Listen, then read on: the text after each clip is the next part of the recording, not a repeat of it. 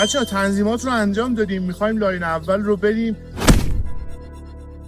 تا لاین اولم ما بالانس انجام دادیم که حالا اون رو متاسفانه من نمیتونم بذارم داخل پیجم چون برای افرادی هستش که تو کانال وی آی پی مون هست.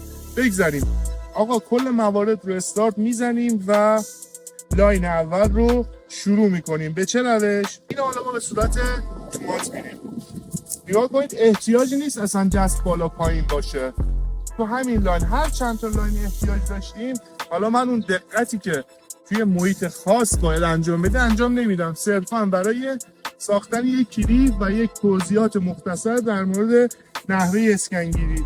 لاین دوم بچه‌ها اگر اتومات رفتید حتما صدای گوش و صدای دستگاه باید براتون یکی باشه.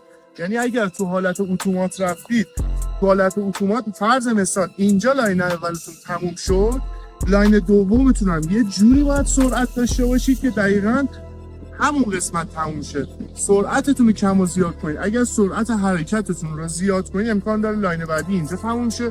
سرعتتون رو کم کنید امکان داره لاین بعدی اینجا تموم شه. پس این مشکل براتون پیش میاد. به خاطر همینه میگم شیوه ارسال پالس رو توی ابتدای کار بذارید تو حالت دستی.